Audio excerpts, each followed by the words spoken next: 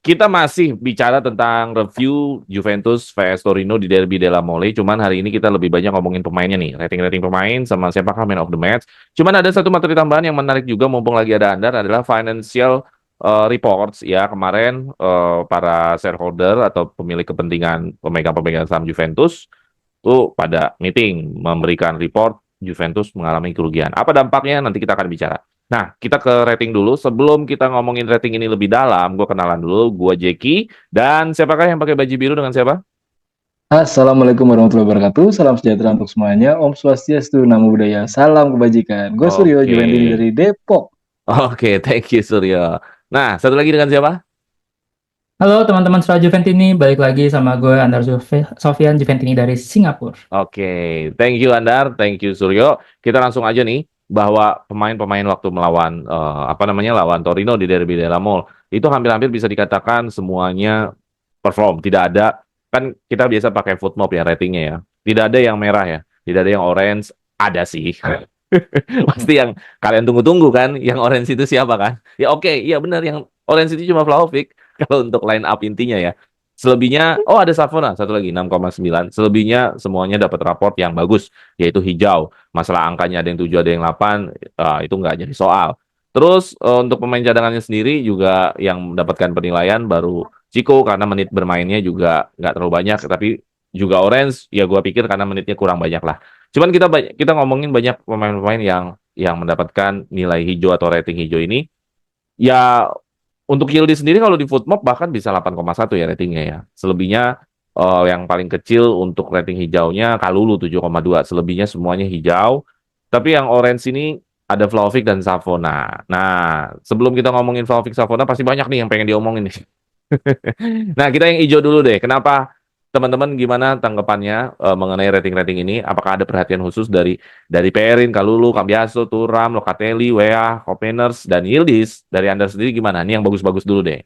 Apakah ada yang menjadi sorotan dan overall pemain-pemain ini? Ya, gue rasa yang paling jadi sorotan tuh Locatelli ya. Maksud em, gue membela Locatelli dalam artian terlalu banyak selama ini yang merasa Locatelli itu buruk lah, bermainnya jelek lah, underperform lah, kemudian apalagi ditambah kalau lo ngomongin fakta dan berita kan dia nggak pernah dipanggil timnas lagi gitu. Jadi Iya kesannya ya, kayak kenapa ya? Padahal iya, bagus. bahkan kesannya dan di sini dia berhadapan langsung sama Ricci yang bisa dibilang inilah yang menggantikan dia di timnas lah kira-kira gitu bahasa bahasa awamnya. Dan ya kali ini menurut gue dia menunjukkan dia punya, bahkan di posting juga sama Juventus di after game-nya, dia tuh main 90 menit punya 6 long ball complete, punya 6 ball recovery, 90% passing akurat gitu. Passingnya Jadi 90% ya. iya, dia menurut gue secara ability juga dia otaknya Thiago Motta di lapangan sih menurut gue. Dia benar-benar bisa kontrol the game, termasuk yang kalau kita bahas di gol kedua itu benar-benar keputusan dia nahan bola atau long ball ke depan itulah menentukan terjadi atau nggak terjadinya gol kedua itu misalnya. Dan dia juga cukup tangguh di lini tengah ya. Kalau balik lagi kalau kita lihat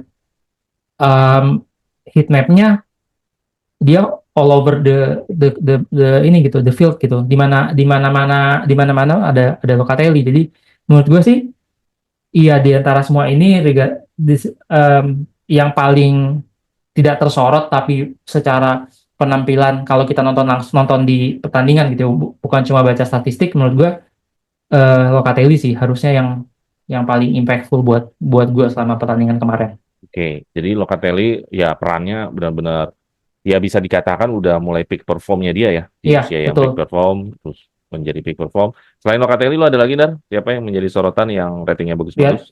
tentunya Cambiaso. Cambiaso um, Tapi Yildiz nggak menjadi sorotan padahal dia di Footmob Il, rating. Yildiz juga, ya gue bilang makanya menurut gue kenyamanan Cambiaso dia bisa kemana-mana itu karena Yildiz tuh rajin naik turun di kiri gitu.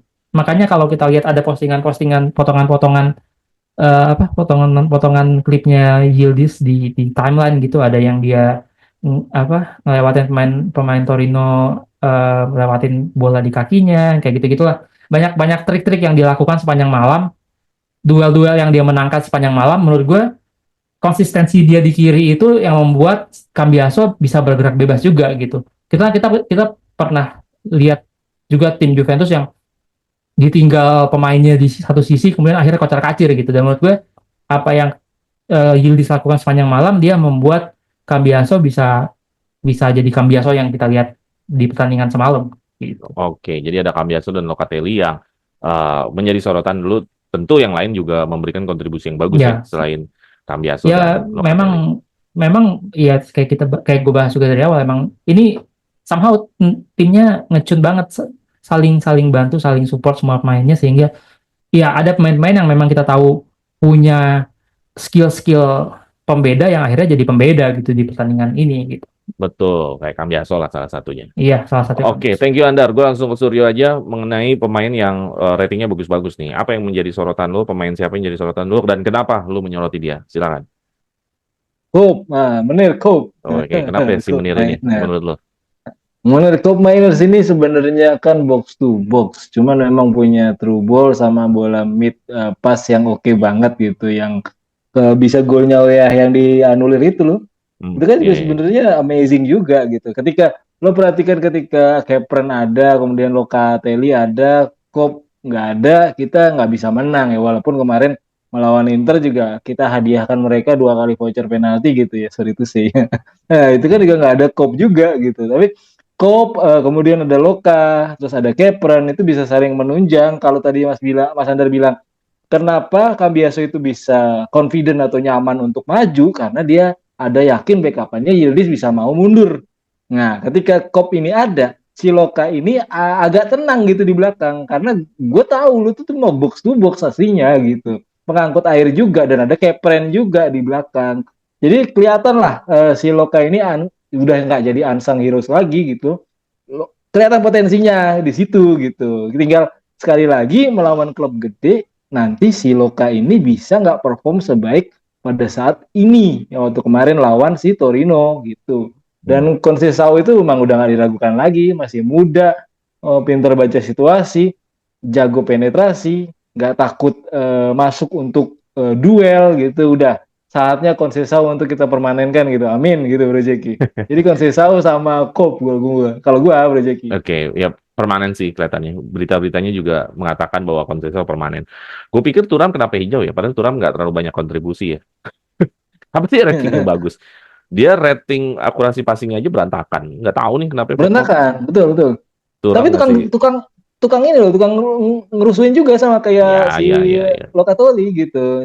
Pas kadang ada di depan, terus belakang banget, depan CB mobilitasnya gitu. Thuram memang terlihat di sini ya. Mobilitasnya Thuram artinya antara dia bantu defense, bantu attacking, dia selalu absen gitu, tidak ketinggalan momen sih. Menurut gua itu juga mungkin menjadi penilaian Footmob, dia dikasih rating bagus. Oke, langsung aja nih. Ini pasti pengen banyak ngobrol nih atau gregetan kali ya. Yang sering jadi bulan-bulanan. Iya, ada Vlahovic dan ada Savona. Kenapa dua orang ini ratingnya rendah di pertandingan ini? Kenapa, Sud? Ya, kalau Savona melawan Torino kemarin dia demam derby kali ya, derby satu kota gitu, di mana sisinya dia mungkin ya, gue nggak terlalu biasa nih kalau untuk ngelawan Ultrasnya Torino gitu, dengan segala hial-hial yang mereka gitu apa segala macam, atau katakanlah demam panggung untuk Savona misalnya di umur dia yang masih muda. Cuman kalau Vlahovic, aduh itu kenapa sih bola segitu jauhnya lo masih nekat buat melakukan percobaan dengan bola yang setengah pisang gitu, susah juga ya kan. Yang mana? Yang di dalam kotak penalti apa yang mana? Bukan. Oh, yang di luar ya? Iya gitu. Itu masih banyak sisi kiri dan sisi kanan lu gitu. Lihat dulu gitu loh. Lihat tuh fieldnya gitu. Ketika lu bernafsu gitu, tapi nggak akan kejadian juga, dan emang nggak kejadian gitu faktanya. Lu lihat fieldnya, belajar dari Conceição itu, lihat fieldnya. Lu trial error pertama, percobaan pertama gagal, atau katakanlah hampir, lu ngeliat ada temen lu bisa, ya memang mengurangi kesempatan dia sih. Ini dilematis sih sebenarnya, antara dia timing, positioning, sama shooting. Udah itu apa yang gue rasa kurang hoki sih menurut gue, masih kurang hokinya gitu. Padahal sebenarnya kalau kesempatan di saat Milik cedera dan dalam tanda kutip nggak ada penyerang lainnya, ini kesempatan dia banget, monopoli banget gitu Bro Jeki. Iya, iya, iya, iya, iya. Oke ya, jadi tadi menurut lo ada faktor derby ya si Savona ya. Terus kedua si Vlahovic ya tadi ya entah kenapa dia menjadi ya lu tadi mempermasalahkan dia kenapa shoot dari jauh apa segala macam gitu ya. Oke, kalau dari Anda gimana Dar? Menurut lo kenapa dua orang ini dikatakan foot mob rendah? Tapi nggak tertutup kemungkinan sih yang lain menurut lo rendah ada juga kan atau siapa atau gimana dari dua orang ini dulu deh. Ya kalau kalau Savona, gue ngerasa emang simply simply tidak terlibat dalam permainan ya, dalam artian Nggak ada kontribusi ya. nggak ada kontribusi, dan karena serangannya Torino ke sisinya dia juga bisa dibilang hampir nggak ada kan, nggak banyak gitu. Hampir semua tercover oleh performa Gatti dan Kalulu yang sangat baik gitu. Bahkan ada satu-satunya, ya mereka juga shoot on targetnya berapa sih, 6 kayaknya ya, terus yang on targetnya satu ya, shootnya tuh 6. Dan ada satu peluang yang cukup lumayan juga akhirnya diblok sama Kalulu kan sebelum masuk ke areanya PR. Jadi menurut gue karena dua center back ini ya cukup kuat, dan ya jadi ya nggak involve di pertandingan aja, makanya nilainya sebenarnya dari segi buruk ke di footmap ya nggak buruk-buruk banget lah. 69 tuh kan 7 kurang Hmm. 0,1 aja. Iya, iya, betul. 0,1 lagi lo hijau gitu sebenarnya. Iya, It's iya. simply Oke, oke. simply tapi kalau sebenarnya ada beberapa kali dia kelihatan kayak long pass-nya dia ada ke Vlahovic kan, ada juga tuh yang walaupun Vlahovic akhirnya tendangannya cukup lemah ke kiper, tapi paling nggak long ballnya ya cukup bisa dinantikan lah. Gua tetap mendingan Savona di situ dibanding Danilo di situ gitu. Oke, oke, oke. Oke, kalau Kalau Savona ya. Vlahovic, Kalau Vlahovic, gua ngerasa ya ini memang masalah. Dalam artian ketika lo nggak punya pemain cadangan buat Vlahovic, nggak ada waktu dia buat mikir, nggak ada waktu dia buat istirahat, nggak ada waktu dia, dan dia nggak punya saingan, nggak punya teman diskusi sesama striker gitu ya sebagai pemain muda, ya memang berat sih menurut gue. Jadi selama sampai sampai nanti mungkin Mercato kita bisa mendapatkan striker lain yang bisa jadi tandemnya dia lah, artinya tandem di latihan, tandem di lapangan, ataupun tandem di kehidupan sebagai striker Juventus gitu, menurut gue ya berat gitu. um, gue tetap ngerasa emang kena mental ini orang, dan dia untuk bisa tune ke eh, Mota, menurut gue ya gimana pun nggak bisa juga gue nyalahin Vlahovic gitu. Gue tetap akan nyalahin Thiago Motta juga gitu. Bagaimanapun lu kan pelatih gitu. Ini ada bahan pemain masih muda lagi. Lo harus harus lakukan sesuatu juga untuk main ini gitu.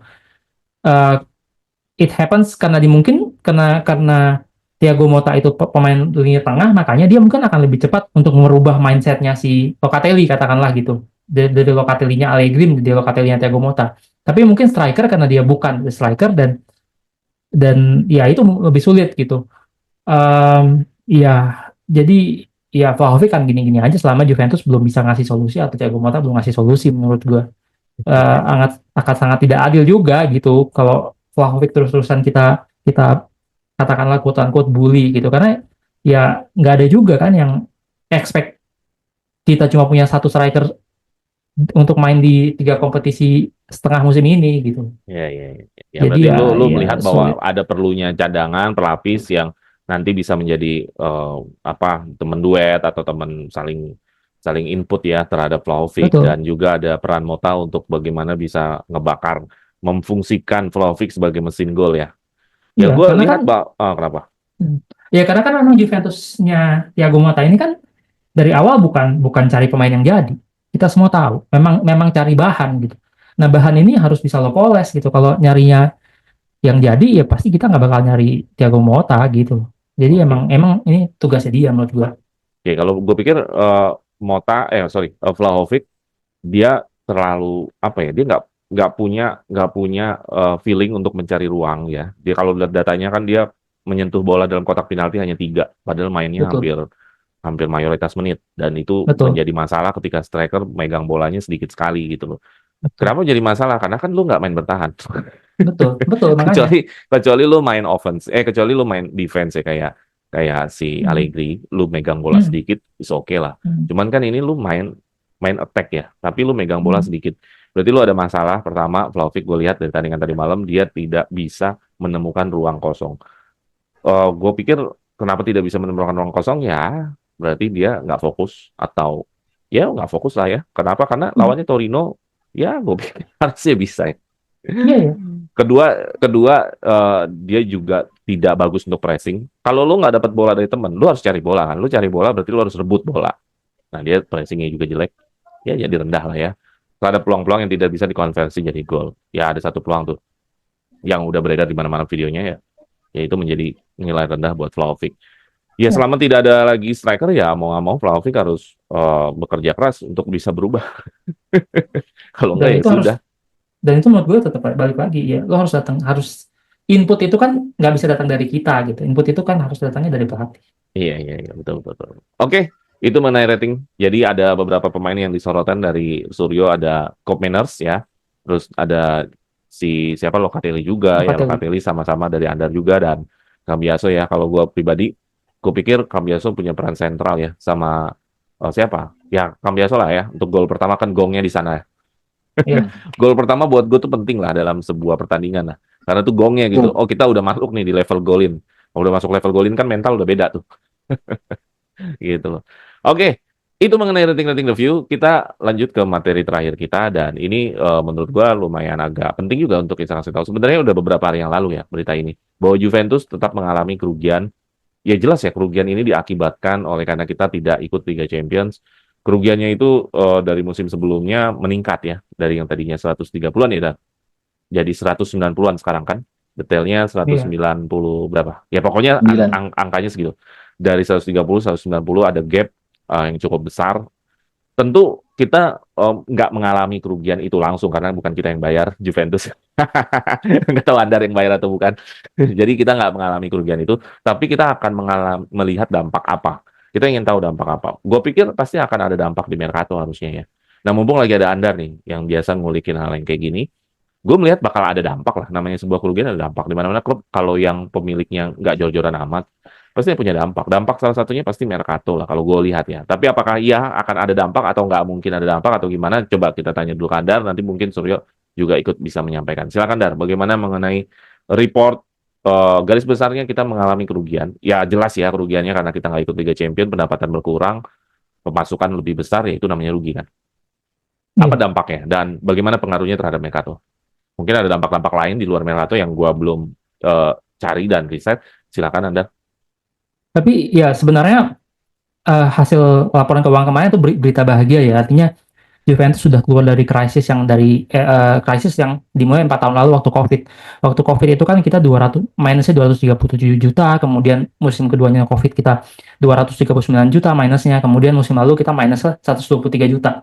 Musim ini tuh musim 2023 Musim 2024 lalu. itu musim lalu itu minusnya 200 juta. 200 190-an ya? Iya, 199 sekian. Tapi sebenarnya kalau kita masukin faktor UCL di situ, UCL itu kan nilainya sekitar 130 juta. Artinya minus kita tuh sebenarnya udah turun dari 123 juta di musim sebelumnya menjadi sebenarnya kalau dimasukin faktor UCL ya, turun menjadi cuma minus 70 juta. Gitu. Makin tipis Jadi lagi ya. jadi loss-nya sebenarnya musim lalu itu kalau masukin Liga Champions itu 70 juta. Jadi udah turun tuh 237, 239, 123 sampai ke 70 juta di musim lalu harusnya kalau masukin UCL. Jadi sebenarnya dari segi finance Juventus ini Sesuai membaik track. nih sesuai track dari segi krisis ekonomi akibat COVID kita udah lewatin. Hutang kita juga turun dari 329 juta di musim lalu cuma sisa 240 juta. Artinya per musim udah turun 100 jutaan. Artinya kita sudah lebih stabil dari segi keuangan. Dengan track yang sekarang ekspektasinya di musim depan kita cuma loss tuh sekitar 40 juta.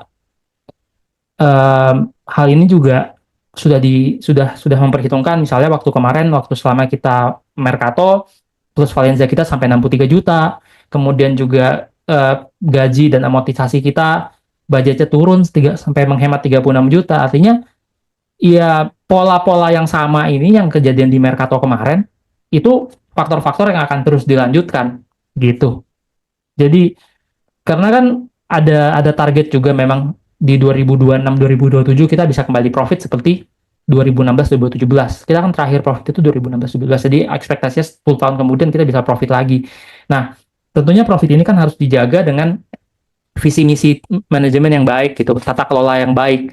Makanya kita lihat Juventusnya ini menurut gue memang sudah ke arah sana. Kita akan invest di pemain-pemain muda, yang gajinya masuk akal, kemudian yang harganya bisa meningkat pesat, yang at the end kita punya pilihan, ini rising star ini mau kita keep semua, sebagian, nggak sama sekali, dijadiin untuk Valencia semua, misalnya, Jadi bisa kalau aja, gua persingkat bahwa ini nggak ada masalah sebenarnya, walaupun kerugian yang naik. nggak ada masalah. Sebenarnya nggak ada masalah. Yang memang kita selagi proses perbaiki ini tata kelola perusahaan dan manajemen gitu. Kalau Dan kita Melkato on the masih right track struggle semua. nggak? Struggle kayak kita harus jual Sebenarnya dulu. gue nggak ngerasa kita struggle, tapi itu memang strateginya begitu gitu. Memang Oh, strateginya jadi memang strategi aja, itu bukan bukan karena lo struggle nggak ya? punya, bukan. Memang strateginya aja. Maksud gua, Jadi nggak, sederhana kalau gini. bukannya idealnya gini, Dar, ketika lu butuh pemain itu tinggal datengin aja, nggak harus lu jual dulu. Ya karena kan Nggak, kita kemarin itu ngalamin kejadian Todibo deh. Atau Calafiori kenapa? deh. Ya kan lu harus jual dulu.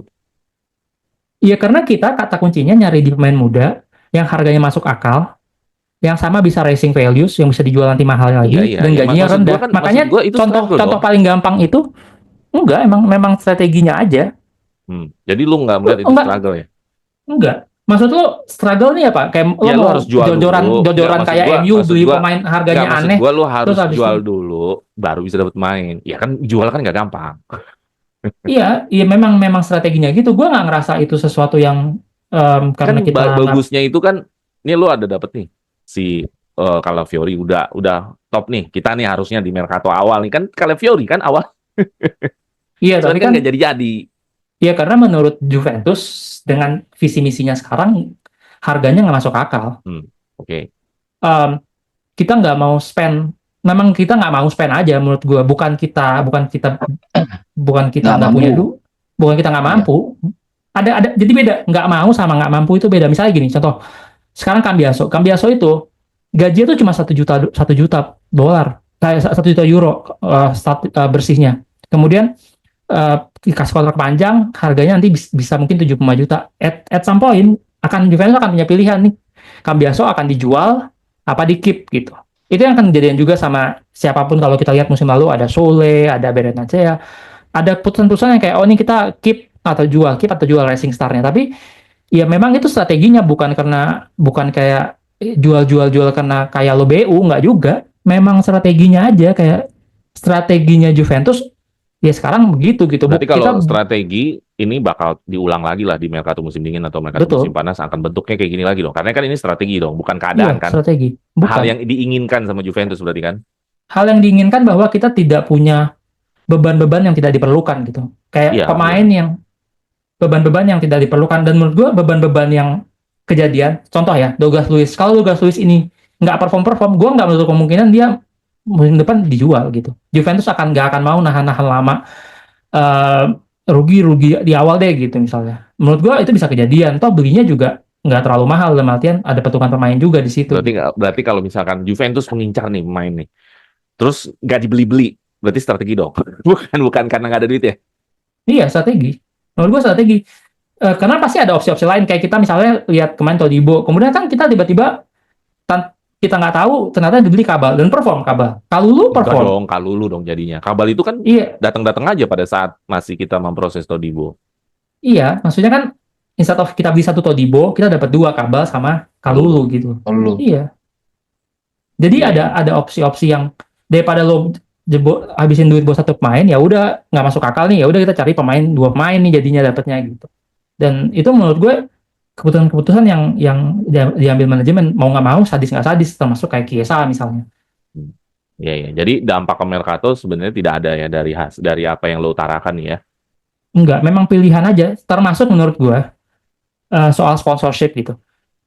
Awalnya Juventus tuh memang memikirkan untuk punya bridging, jadi kayak 2 tahun sponsor murah lah gitu. Tapi kayaknya makin kesini kita makin pede, kita collab terakhir kita collab sama NASA misalnya, dan kita pede musim depan kita bakal dapat sponsor yang value tahunannya bisa di atas 40-45 juta gitu. Makanya kita sekarang kayak ya santai aja, nggak ngejar apa-apa juga karena ya memang itu strateginya gitu. Kalau lo BU kan lo ambil yang mana-mana aja Ambil yang penting ada. ada sekarang Betul, gitu.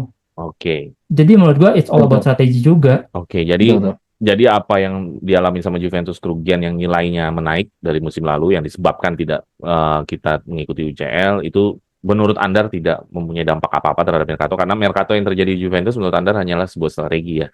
Nah, terus Betul. apa namanya ya ada keoptimisan bahwa sebenarnya ini menurun ya tracknya ya kerugian ini karena memang Betul. Iya, kebetulan betul. aja lagi nggak ikut UCL.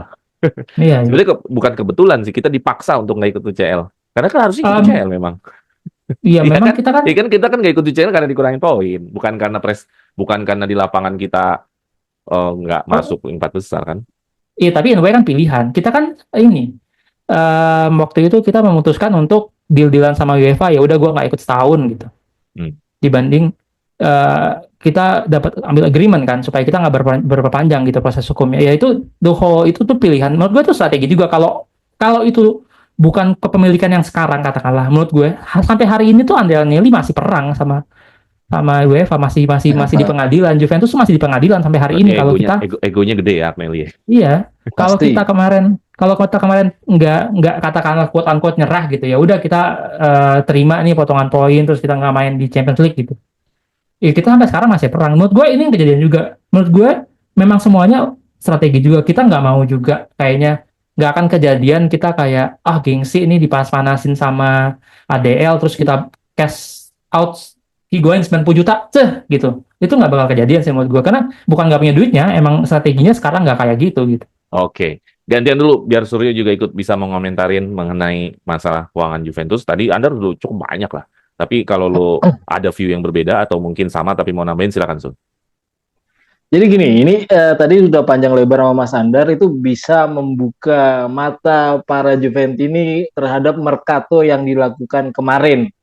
Dan kebetulan pada malam ini si Moiskean itu ngegolin terus. Nah, ini bisa jadi Jadi satu hubungannya kesempatan yang bagus juga bahwa Juve menjual pemain-pemain yang bagus. Dan terbukti pemain yang dijual Juve feature value-nya bagus. Ngegolin ya itu di kerugian apa klubnya. keuntungan? Keuntungan dong, Oh, keuntungan. keuntungan. Keuntungan. Iya kan? Keuntungan tim Artinya lain dong namanya kalau dia bagus tempat lain. enggak secara nggak langsung enggak juga gitu. Itu bisa menciptakan image yang bahwa nanti ke depannya kalau yang tadi Mas Andar bilang apakah mau dilepas semua, dilepas bagian atau nggak dilepas sama sekali pemain-pemain potensial yang kita punya, itu bisa di situ gitu. Kita ngelepas satu dengan bayangan katakanlah misalnya Moise Kean yang bagus di sana, itu bisa secara nggak langsung juga nguntungin juga gitu, nguntungin di sisi pemainnya, nguntungin terhadap strategi Juve yang sekarang. Karena kalau dibilang nggak mampu secara ekonomi, tadi yang dibilang Mas Andar secara 2016 kita udah rugi, bukan bukan main itu lamanya 2016 ke 2023. Ya kan? Kalau dibilang gitu ya kita merugi terus. Berarti kan ini hanya strateginya saja yang diubah. Bukan berarti kita nggak mampu, tapi kitanya nggak mau gitu. Kalau klub lain mungkin udah oleng gitu, bagaikan pesawat udah stall, lu menghantam bumi pecah nggak beraturan gitu. Atau klub-klub sebelah yang tergadaikan dengan beberapa pemilik yang bergonta-ganti misalnya gitu. Nah di situ juga ngelihat dari 130 kemudian tadi total kita kerugiannya cuma sekitar 70 dan itu musim depan katakanlah bisa ditekan sampai 40, wah itu kalau kejadian bener sehat lagi ya kan, yang namanya financial Juve bisa menguntungkan lagi dan secara nggak langsung ya mungkin dalam waktu kurang lebih 3 tahun ya bisa lagi gitu mendapatkan mercato yang fantastis gitu Bro Jeki kalau menurut gue. Oke. Ya, jadi bahwa ya lu lihat bahwa itu sebuah strategi ya lu mengamini juga apa kata Andar. Kalau gue sebenarnya pribadi tidak terlalu mengamini karena gue pikir ada dampak juga bahwa kerugian ini menyebabkan Mercato kita tidak apa ya namanya tidak maksud gue gini loh. Ketika lu tunggu pemain jual dulu baru beli, maksud gue berarti di situ ada masalah sebenarnya trouble. Karena menurut gue tetap jual. Cuman kalau lu beli aja dulu gitu loh. Karena kan Yang lo beli juga kan bukan non EU juga. Di Mercato kemarin kan jangkanya juga lumayan panjang gitu. Jadi Oke. ada target-target yang lepas kan kalau Fiori. Ya walaupun hikmahnya Kalulu juga lebih bagus. Tapi kan sebelum kita mendapatkan Kalulu, kita kan nggak pernah sadar bahwa Kalulu akan sebagus ini, bener nggak? Yang kita sadar kan bahwa waktu itu Calafiori yang bagus ya kan, atau ya Todibo lah. Ya kan menjadi bagus Kalulu setelah kita mainkan kan gitu. Nah mungkin nanti Juventus punya lagi gitu target-target.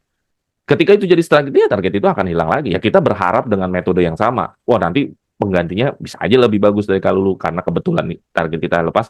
Nah itu seberapa gambling seperti itu, spekulasi seperti itu, seberapa akan akurat terus di setiap Mercato ketika kita melepas semua target-target kita tanpa dengan menunggu pemain-pemain yang harus kita jual dulu gitu loh. Dan itu menurut gua akan beresiko sih, karena kita nggak bisa menggambling akan kejadian kayak Kalulu terus, ya dong. Iya. Tapi sisi lain bahwa kita nggak akan pusing punya, kalau bahasa teman kita Adi itu deadwood gitu.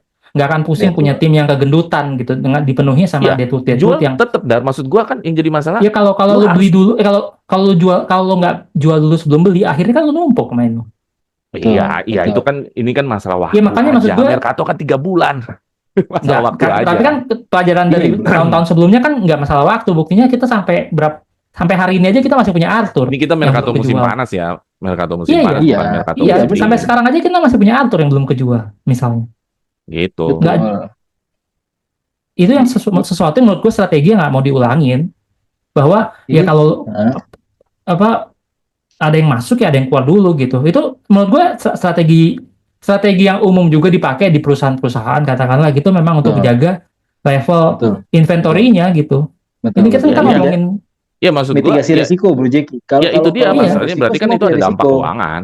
Ya artinya ketika lu harus menjaga itu kan ada efek dong terhadap keuangan lu, bahwa lebih stabilnya kalau kita jual dulu baru kita masukin. Iya dong. Iya, memang debatable. Maksudnya kalau lu punya tim segendut Chelsea katakanlah kan, ya itu yang kita nggak mau juga gitu. Sebetulnya nggak harus separah Chelsea sih. Maksud gue ya kita anggap City lah. City lu beli dulu, ya udah dia sembari timing berjalan dia jual juga tetap kan. Ya tapi kan kita based on historically kita nggak pernah bisa jual. Gitu. Mungkin nggak bisa dibandingin dong sama City. Lu pemain City lu jual masih laku mahal. Iya, itu berarti ada kualitas. Tapi kan maksud gua adalah bagaimana sebuah tim itu udah lebih rileks untuk mengejar targetnya dong. Gue tetap merasa emang mitigasi resiko aja dibanding kita harus mengulang lagi pusing-pusing punya pemain yang susah dijual. Betul. Ya mendingan ya udah gitu dari awal, kalau belum kejual ya nggak usah beli gitu. Toh memang kita secara target prestasi kan juga menyesuaikan. Iya. Ya kenapa tuh lu dari tadi ngomong susah banget mau ngomong? ya kalau dibandingin sama City, faktor menjualnya suatu liga itu kan jauh sama Serie A gitu loh. Jadi ketika kita mau menjual pemain, kalau City lu ngomong 1 yang denger 6. Nah, kita ngomong 10 yang denger juga cuma 1 gitu loh dari faktor liganya. Jadi memitigasi resiko atas faktor liganya itu, Bro Jeki. Ya itu nggak masalah memang. Itu hal yang kan gue bilang itu hal yang normal. Ketika normal dalam arti kata ya lu menjaga keuangan lu. Tapi kalau lu udah punya ruang keuangan yang lebih, gue yakin kalau nanti Juventus punya ruang keuangan yang lebih spare-nya lebih lega gitu ya. Mungkin udah nggak ada kerugian. Bahkan spare-nya banyak dari keuntungan-keuntungan hasil pertandingan, atau gue yakin dia akan beli dulu tanpa harus jual. Karena dia punya spare yang bagus. Kalau kita lihat aja beberapa musim ke depan ya. Cuman kalau untuk beberapa musim ini strategi seperti itu nggak salah, memang normal aja. Itu normal aja. Tapi gue meyakini bahwa ketika nanti spare keuangan Juventus lebih lega nih, tanpa kerugian, gaji-gaji lebih rileks gitu, maksudnya sesuai dengan target. Gue pikir dia akan mendatangkan targetnya dulu, baru dia akan jual-jual supaya dia nggak lepas dulu dari targetnya dia kan gitu. Ini kan masalah lu punya budget dompet yang harus lu atur kan. Kalau lu lebih kan sebenarnya lu mengatur kelebihan, bukan mengatur uang masuk, transfer in dan out. Gitu. Ya kalau City kan untungnya aja 5 triliun. Dia sebenarnya ya kita memang nggak bisa sekarang kita bahas lah, misalnya Ya, nggak Misal lu bisa bahas itu. kemarin kayak ada postingan harga Yildiz cuma berapa, sedangkan harga Kobe yang di MU jarang main berapa, Garnacho berapa, itu kan udah nggak masuk akal emang. Jadi emang susah kalau bandingin antar liga. Lo kalau Cambiaso main di Premier League sekarang 200 juta harganya. Main di Serie A 50 Iya, juta juga nggak, susah gua juga gua nggak bicara Cambiaso. value itu. Maksud gua lebih bicara Iya, keadaan. Kalau kita betul. untung, gue pikir nanti Juventus akan bisa lebih rileks untuk membeli pemain. Kalau gue meyakini seperti itu sih. Betul, bisa. Ya faktanya sekarang strateginya ini. Jadi itu bukan soal Ya nggak kalau punya duit, tapi simply kalau strategi. sekarang memang hal yang normal apa yang udah dilakukan Juventus. Oke lah, panjang nih kalau perdebatan kayak gini. Kita sudahi aja dulu ya. Nanti kita lanjut lagi sama Anda kalau ngomongin hal-hal yang kayak gini. Oke teman-teman, itu aja dari kita. Jangan lupa share, like, and subscribe. Dan jangan lupa juga masuk ke fitur membership supaya kita bisa ngobrol seperti ini. Dan final of ini, Forza Juve. Forza Forza Juve. Juve. Wah, kayak enak nih ngomongin beginian.